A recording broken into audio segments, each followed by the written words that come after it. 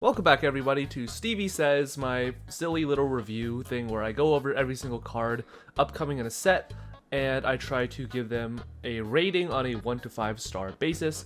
And we are going to be re-reviewing my Power of the Elements review that came out about a month ago, and based on the EUWCQ, we're going to be using that as the baseline for the new ratings. Most of them have been pretty accurate, some of it a bit up, some of them a bit down, and we're going to see where everything lies. So Splight as an archetype gets 5 stars as a whole. I think it is going to be, without a doubt, arguably one of the top 2 best decks within the format. Turns out, 5 stars. It was one of the top 2 best decks of the format.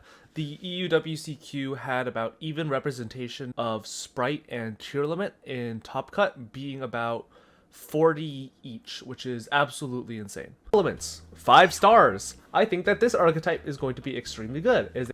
It was extremely good. Who would have guessed that an archetype with a ton of really powerful and sacky plays could be 5 stars. Really, really good deck.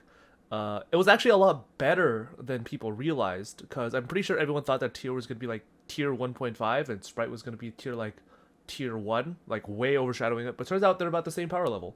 So yeah, pretty good. Goatee, 2 stars. I think that this archetype is really, really overhyped. Goatee reminds me a lot of Crystron, where you are looking to play more on your opponent's turn and sort of pick apart their board. Turns out the best way to pick apart your opponent's board was to play board breakers like Dark Ruler and Triple Tactics Talents, and you didn't need to play 50 bricks in Goatee in order to make that work.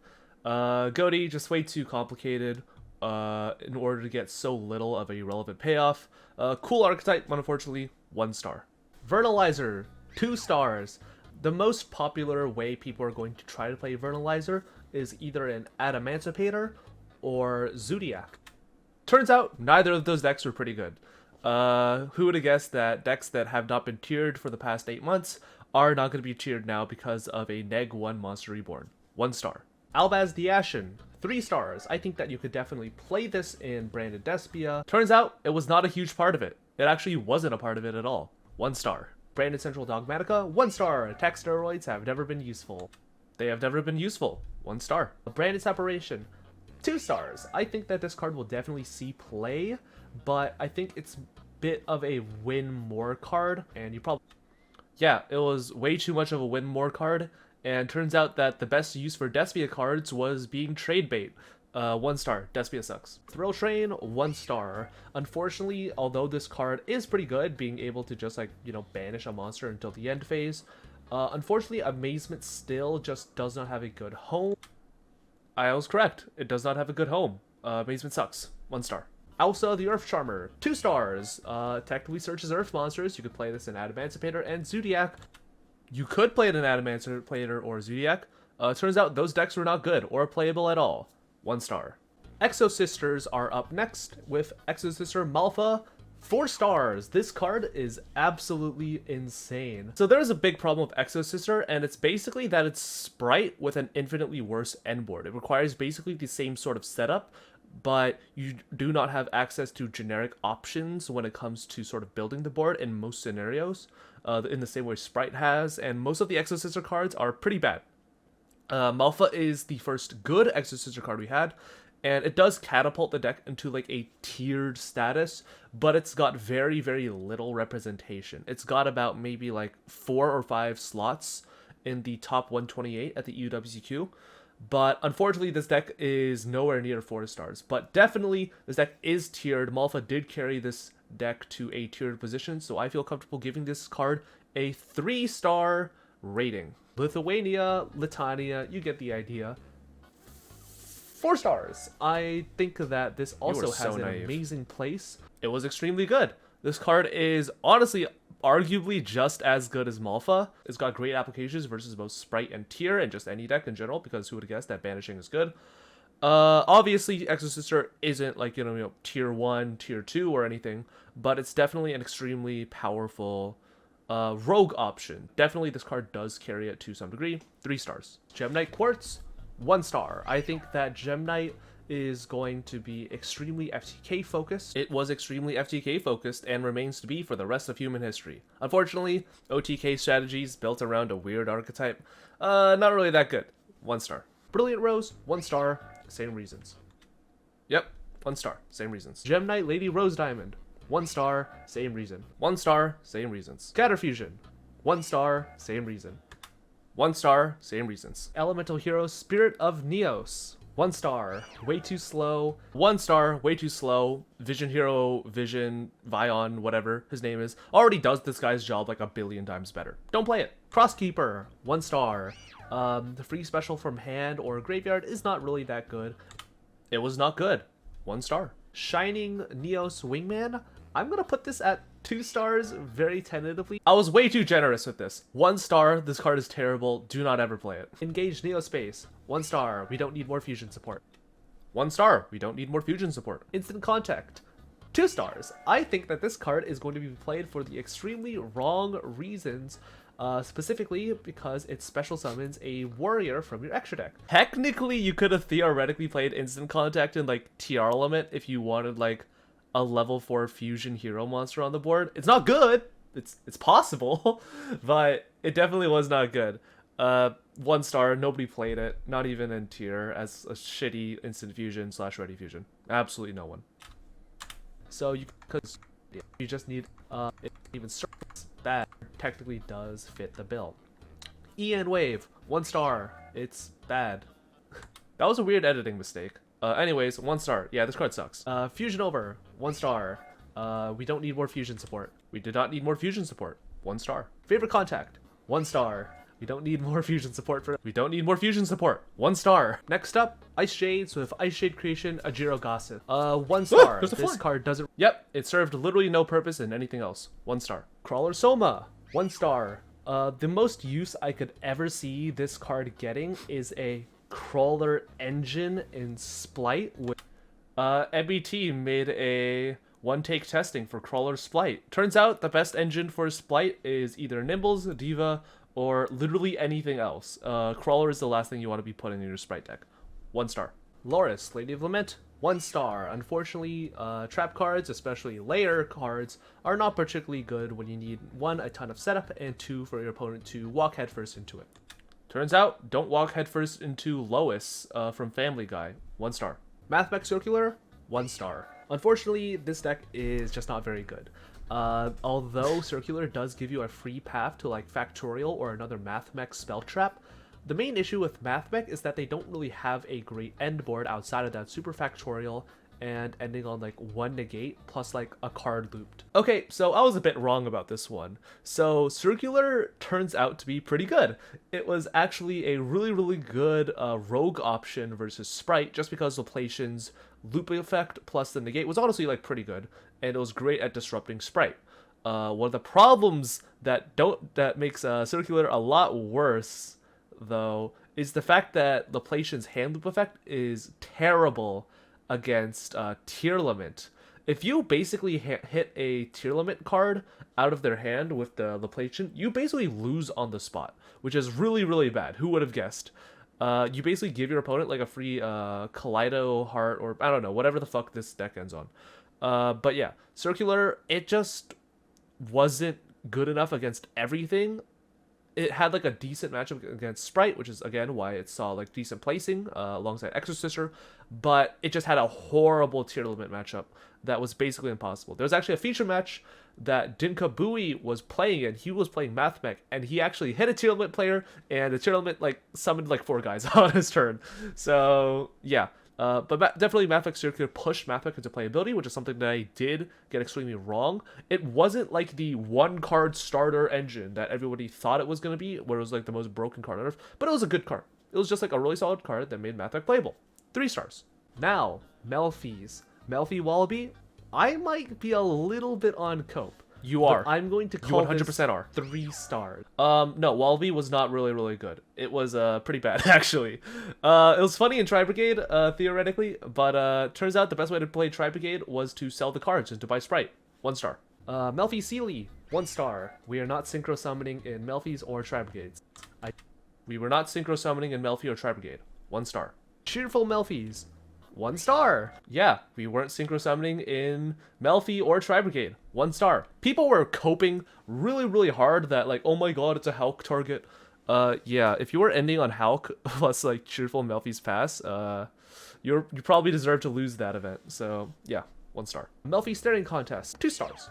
I think that you could technically use this to search like Wallaby. I'm just gonna stop myself right there. 1 star.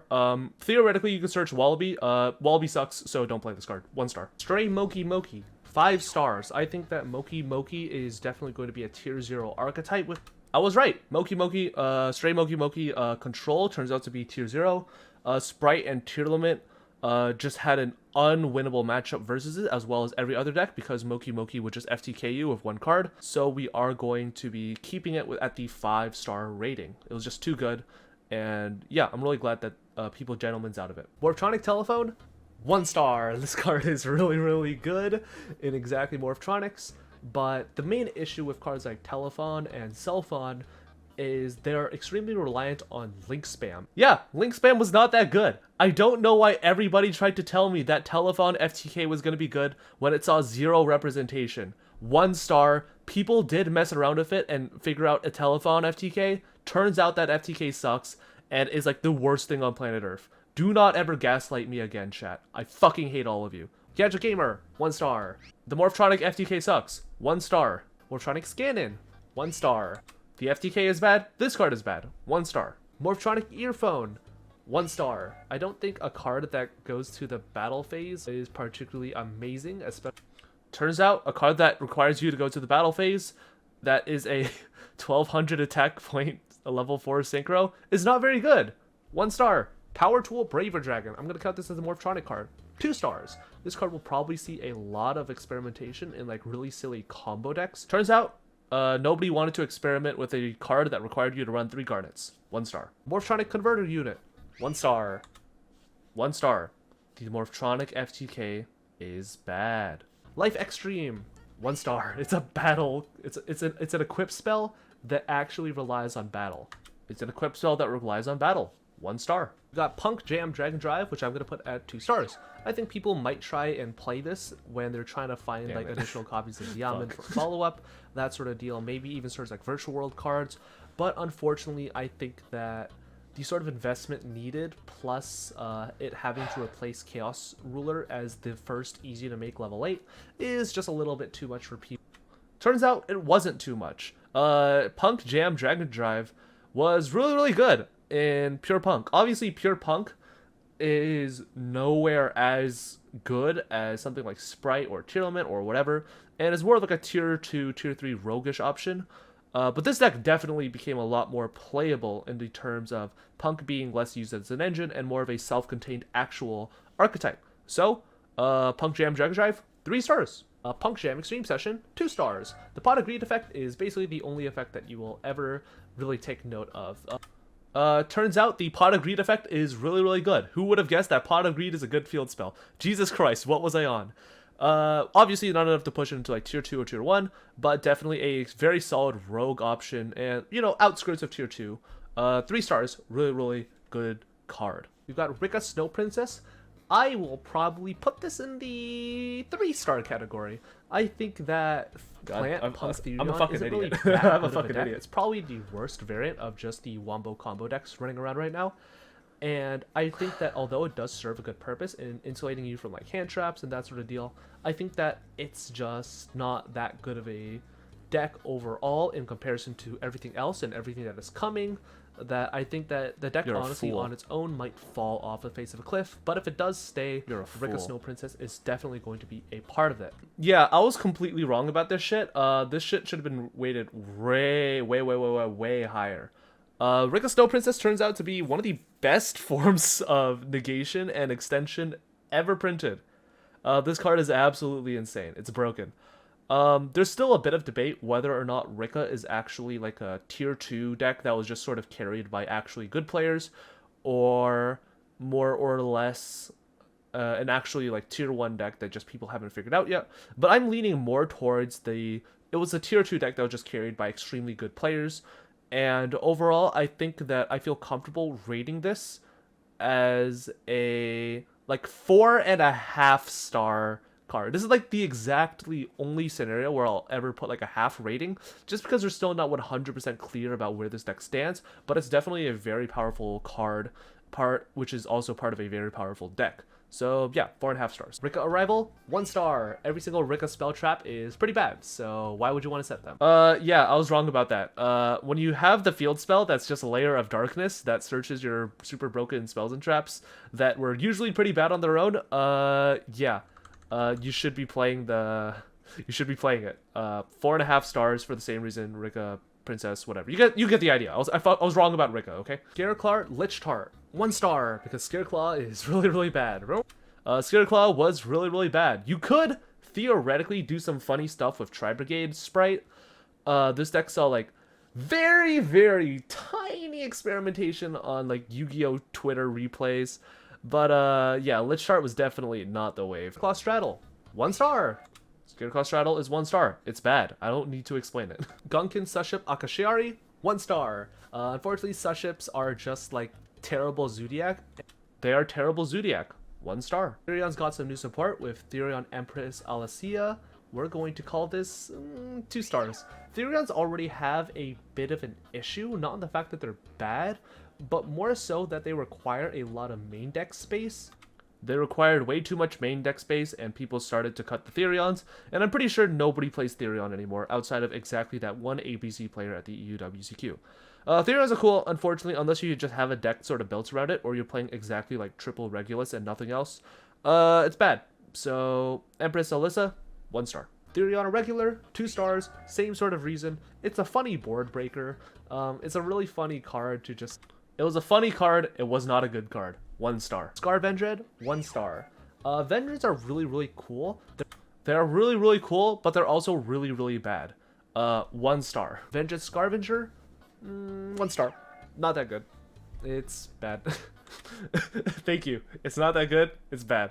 1 star. We're going to start off with Cara, the Immovable Avatar. I'm going to give this card 2 stars, but it's a really strong 2. In the sense where a ton of people are going to be experimenting with this card, and then they're probably going to drop it from a lot of lists. I think that Cara definitely suffers from the issue of being a board breaker that doesn't break the entire board. So cards like Dark Roar No More will basically nuke every single card in the field, same with Droplets. Cara at best deals with maybe 2, and during the end phase brings back a piece of interruption for your opponent's turn, say like a Totally Awesome. Turns out I was kind of right on the money with this one. It deals with 2 cards, and it brings back like they're Totally Awesome. It turns out that that's honestly good enough against Sprite. It is really good to get 1 or 2 cards just removed from your opponent's board. You force out the elf during the main phase by just going straight to battle, by running it over, and then Cara gets to just revive the Toad. I rated this pretty low because I didn't think that would be enough to really push this card, but turns out that this card, although it's not like super popular, it's good enough to see side deck play. I believe Herman Hansen played it in his tier limit deck, his tier limit side deck, and he topped. So I'm willing to put this in the 3-star category. I don't think it's like 4-star. I don't think it's like the greatest side deck, but it's definitely got good applications versus Sprite. So yeah, Cara, pretty good card. Grand Ground Tusk Dragon, 1 star. You could technically summon it off of Spheres, but its removal effect is really bad, so don't play it. It wasn't the removal effect that was bad. I meant to say that its level and its stats were kind of shit. But turns out if you're summoning Pop 2 from Spheres, it was really funny. It wasn't good though, but either way.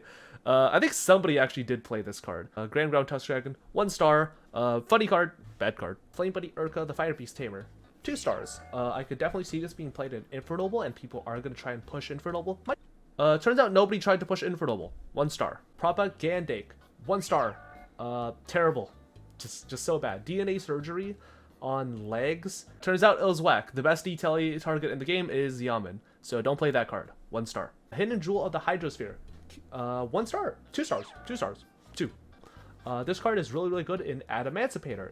Adamancipator was not good. I was correct with my first words. 1 star. Overeager Mr. and Mrs. Tanuki, 1 star. The artwork is super duper cute, but it's really bad. They are really cute, but also really bad. Also, why is it a fiend? Evil Awakening Mastermind Melt, 1 star. 0 stars. I don't think I've read a card worse than this. Just don't even worry about it. Hydrolator Orbit, 1 star. Orbital Hydrolander isn't being played. What would make you think its child is being played? See above reason. 1 star. A subspecies King Asura O. 1 star. You could technically play it in Burning Abyss. As just a way to get a ton of materials onto like a rank 3. Then you can go into like... If you're going to be making King Asura O, just FTK the opponent at that point with like Cherubini. 1 star. This card is the worst card I've ever seen. Ardubid Sleigh. I might be a little bit biased towards this, but I'm going to call it 2 stars. I think that this card is super, super cool. It is a way to remove monsters from the board, but the problem is I might have been wrong. 2 cards in your 1 in your main and 1 in your extra, being the Evil Trouble Sunny as well as just a live twin card over. Okay, so I was a bit wrong about this one. This card is not terrible. I will not call it good, but it's definitely like the 4th best board breaker in the format. That's like tied with Cara. It's definitely a very playable card, but it's still definitely suffered from a lot of the same issues that I mentioned in the video. It required extra deck slots. It required main deck slots if you wanted more stuff. It only really fit into specific decks or decks that did not really care too much about their extra deck slots. Ardubid Sleigh turns out to be a 3-star card. It was definitely played and is definitely seeing a lot of meta contention. But it is not like a critical card. Like you could literally replace this with like Forbidden Droplet or Lightning Storm and it would not make a difference. It's just like another board breaker that makes certain matchups a little bit easier, but it can only be played in like really specific decks. Most notably, Fluwandereeze and the Rika deck. Yeah, obviously a little bit better than I originally thought, but not that much better if we're being completely honest. Unlimited free radio jamming. I read attack points, so this card is probably dog ass. I read attack points. It turned out to be dog ass. Sundered from Underroot.